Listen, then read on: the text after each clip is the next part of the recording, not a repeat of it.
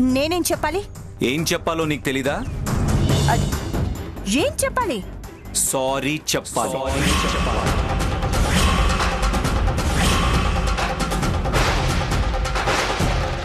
Sorry చెప్పాలి.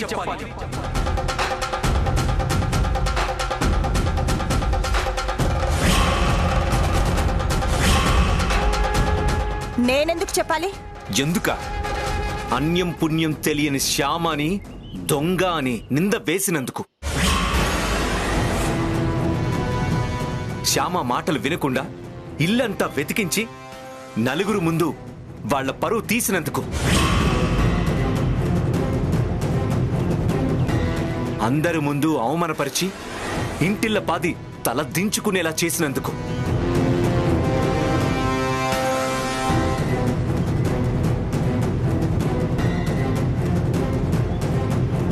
చెప్పొద్దునా? శ్యామకి sorry చెప్పు. నేను శ్యామకి సారీ చెప్పడం ఏంటి? Non sense.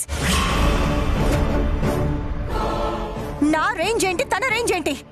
తనకి నేను సారీ చెప్పాలా? మీ ఇద్దరు రేంజ్ ఒకటే. వాట్? నా రేంజ్ శ్యామ రేంజ్ ఒకటెలా అవుతుంది? ఎస్, ఒకటే అవుతుంది. నువ్వు ఆనంద గజపతి వర్మ గారి కోడలివి. శ్యామ కూడా ఆయన కోడలే.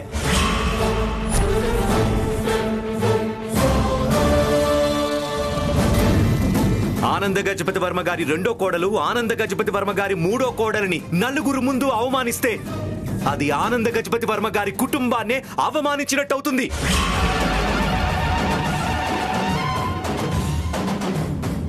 అత్త ఇంటిని అవమానపరిచే కోడలుగా నువ్వు మిగలకూడదు అనుకుంటే నీ తోటి కోడలికి సారీ చెప్పు. చెప్పు, సారీ చెప్పు.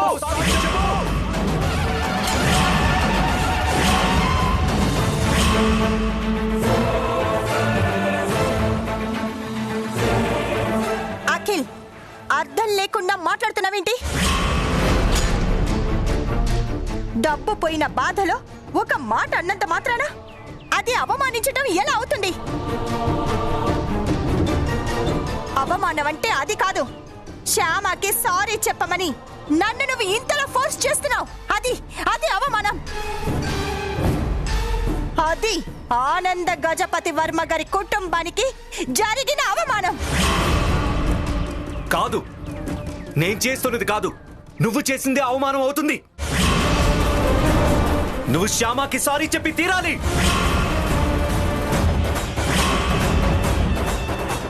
ఏమండి, ఎందుకండి మీ వదిన గారిని అంత బలవంతం చేస్తున్నారు? అయినా మనలో మనకి ఈ సారీలు ఎందుకు చెప్పండి? నేను దొంగని కాదు అనే విషయం ఆవిడికి అర్థమైంది కదా. దయచేసి ఇంకా విషయాన్ని ఇక్కడితో వదిలేయండి. అవును బావగారు, పొరపాటున మీ వదిన గారు శ్యామ గురించి అలా అనుకున్నారు. ఆవిడ స్థానంలో ఎవరున్నా అలా పొరపాటు పడ్డం సహజమే కదండి. ఆవిడది పొరపాటుని అర్థమైంది కదా. డబ్బు దొరికింది, ఇంక వదిలేండి బావగారు. ఏ నలుగురు ముందైతే మా అమ్మాయి మీద దొంగ అని ముద్ర పడిందో, ఆ నలుగురు ముందే శ్యామ దొంగతనం చేయలేదు అని తేలిపోయిందిగా బాబు. అది చాలు మాకు. ఈ సారీలవి ఎందుకు? వదిలేయండి బాబు. శ్యామ మీద నింద పడ్డందుకు మేమెంత బాధపడ్డామో మీరు కూడా అంతే బాధపడ్డారు. కేవలం అది నింద అని, శ్యామ నిప్పు అని రుజువైంది కదా బాబు. దయచేసి ఈ విషయాన్ని ఇంతటితో వదిలేండి బాబు. కొన్ని విషయాలు పట్టించుకోకుండా వదిలేయాలి, కొన్ని విషయాలు భరించి వదిలేయాలి, కొన్ని విషయాలు క్షమించి వదిలేయాలి. కానీ ఇలాంటి విషయాలు అస్సలు వదిలేయకూడదు. శ్యామాని అనుమానించడం అంటే నన్ను అనుమానించినట్టే అవుతుంది. శ్యామ మీద నింద పడడం అంటే నా మీద నింద పడ్డట్టే. శ్యామ పరువు పోవడం అంటే నా పరువు పోయినట్టే అవుతుంది. శ్యామ తల దించుకోవడం అంటే నేను తల దించుకున్నట్టే అవుతుంది.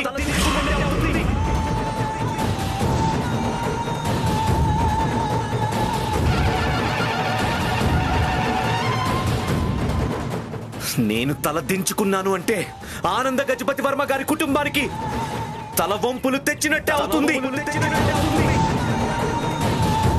నో, అలా జరగకూడదు.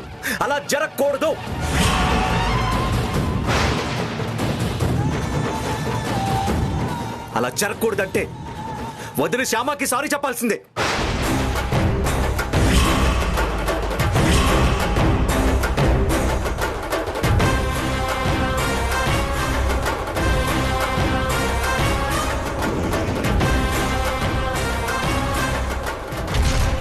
వదిన సారీ చెప్పే వరకు వదిన్ని ఇక్కడి నుంచి కదలనివ్వదు.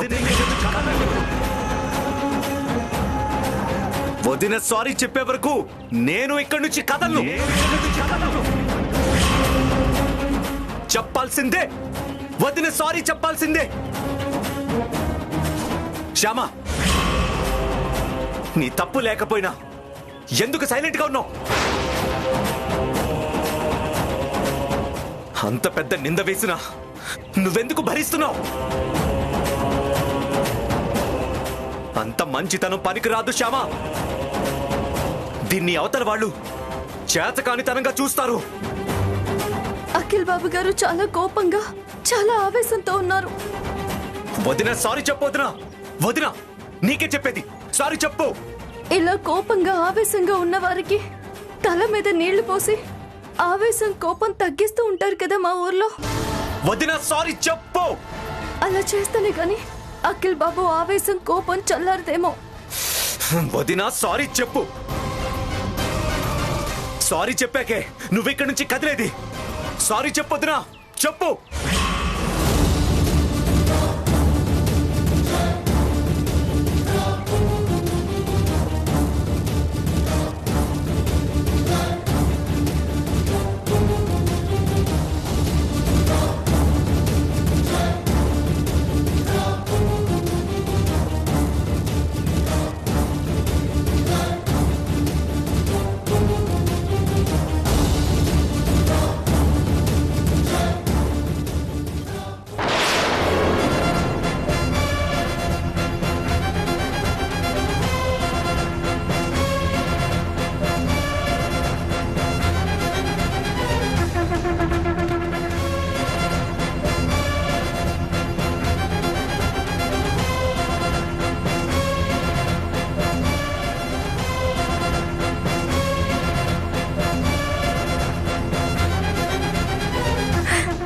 సారీ చెప్తావా లేదా? సారీ చెప్.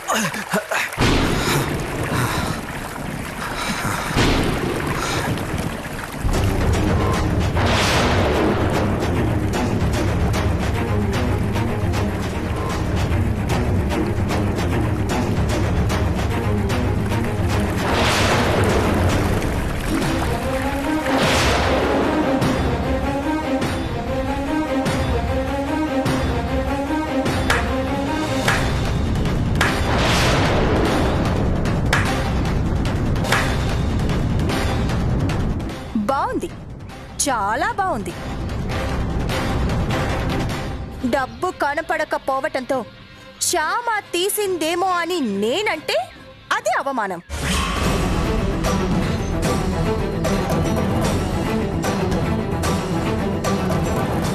ఇంటి అల్లుడి మీద ఇలా అందరి ముందు బిందెతో నీళ్లు కుమ్మరిస్తే మాత్రం ఇది అవమానం కాదు, సన్మానం. ఇది సన్మానం.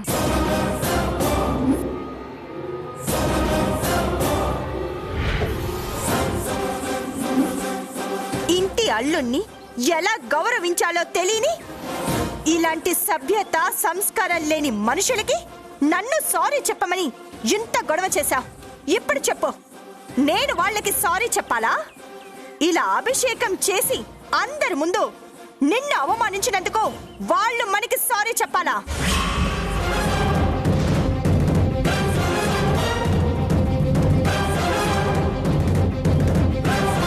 నా మరిదికి ఇంత అవమానం జరిగిన చోట ఇంకొక క్షణం కూడా ఇక్కడ ఉండను. నా మరిదికి అవమానం జరిగితే అది నాకు అవమానం జరిగినట్టే.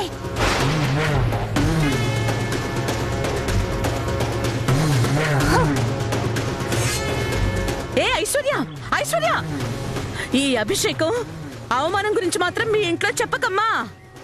నా మాట విను. ఐశ్వర్య, ఐశ్వర్య, ఆగ ఐశ్వర్య.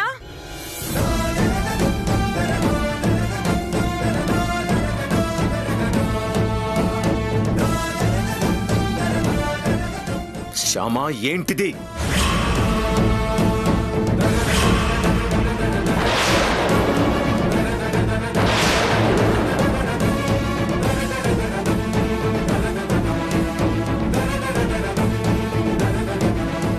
నన్ను క్షమించండి.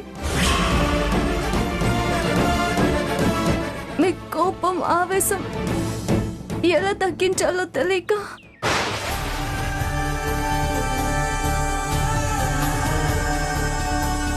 నాన్న, నేను తప్పు చేశానా నాన్న? మన ఊర్లో ఎవరైనా ఇలా ఆవేశంతో కానీ కోపంతో కానీ ఊగిపోతుంటే ఆ కోపాన్ని, ఆవేశాన్ని తగ్గించడానికి ఇలా నీళ్లు పోస్తాం కదా నాన్న. అది మన పల్లెటూరి పద్ధతమ్మా.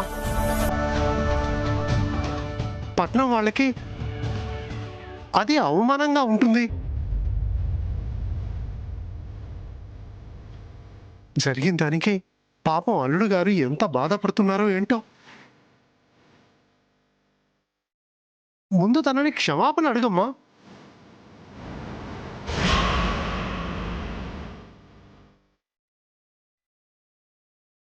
బాబు, శ్యామ చేసింది తప్పే బాబు.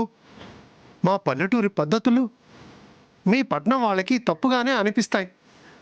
దయచేసి దాన్ని క్షమించండి బాబు.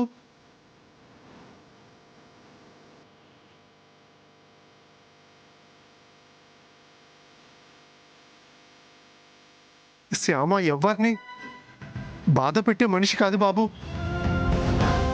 కొండంత బాధనైనా తను భరిస్తుంది, కానీ ఎదుటి వారికి రవ్వంత బాధనైనా కలగనివ్వదు బాబు. బాధపడడానికి, బాధ భరించడానికి కూడా ఒక హద్దు ఉంటుందండి. ఆ హద్దులు దాటి భరిస్తుంది శ్యామ. అలా భరించడాన్ని మంచితనం అనుకోరు, చేతకానితనం అనుకుంటారు. కరెక్ట్ కాదు, అది కరెక్ట్ కాదు.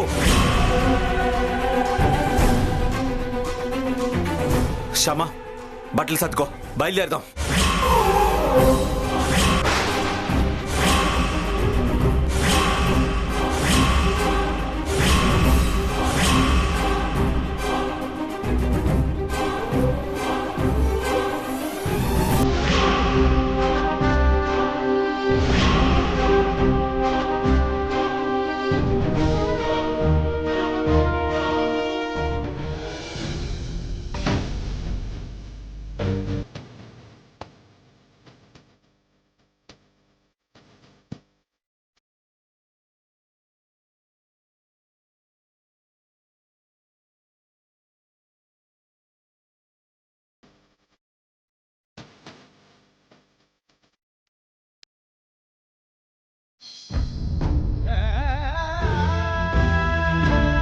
కారెక్కు.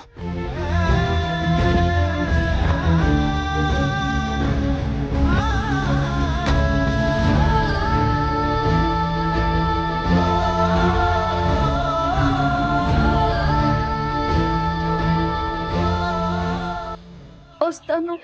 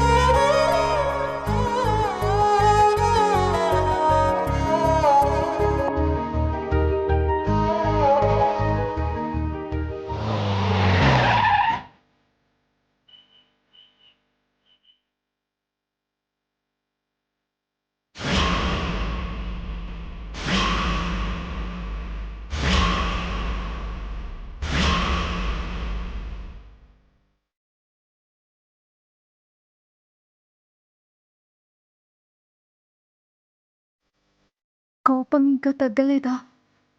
కోపం కాదిది, బాధ. నువ్వు చేసిన దానివల్ల నాకు కలిగిన బాధ.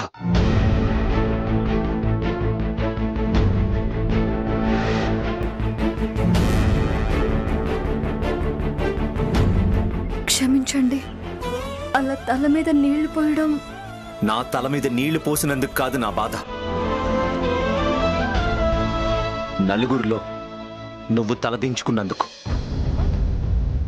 మా వదిన నిన్ను అన్ని మాటలు అంటున్నా కూడా అలా మౌనంగా తలదించుకున్నందుకు. చేయని తప్పుకు నన్ను నిందిస్తావేంటి అని ఎదురు తిరిగి మా వదిన్ని నిలదీయనందుకు. నువ్వు చెయ్యని పని నేను చేశాను. నువ్వు దొంగతనం చేయలేదు అని నిరూపించాను.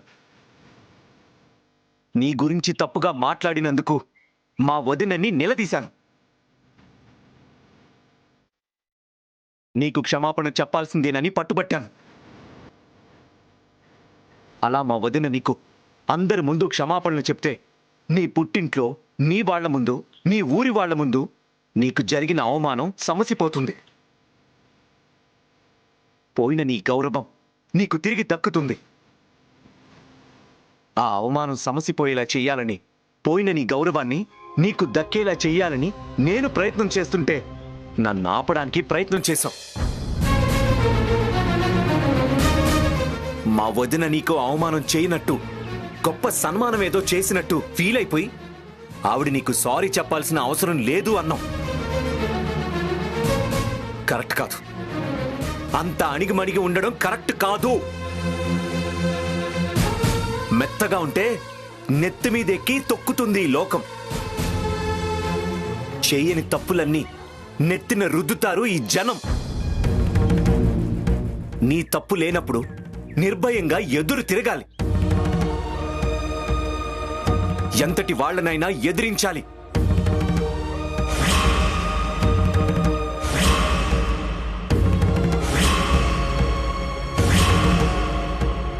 తప్పు వాళ్లదే అని నిరూపించాలి. తప్పు చేసిన వాళ్ల చేత క్షమాపణలు చెప్పించాలి. అర్థమైందా? అర్థమైందండి. మీ బాధ నాకు అర్థమైందండి. కానీ ఆ గొడవ జరిగేటప్పుడు నేను మిమ్మల్ని ఎందుకు ఆపాను అనేది మీకే అర్థం కాలేదు.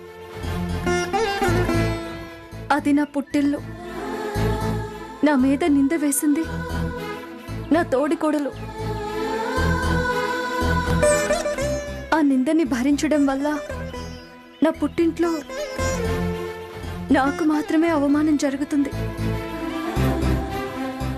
కానీ నా పుట్టింట్లో నా తోడికోడలు నాకు క్షమాపణ చెప్పే పరిస్థితి వచ్చింది అంటే అది తనకి మాత్రమే అవమానం కాదు, నా అత్తింటికి కూడా అవమానం అవుతుంది. తన అత్తింటికి అవమానం జరుగుతుందంటే నా అత్తింటికి అవమానం జరిగినట్టే కదండి. ఏ ఆడపిల్ల కూడా తన పుట్టింట్లో అత్తింటిని అవమానపరచాలని చూడదండి.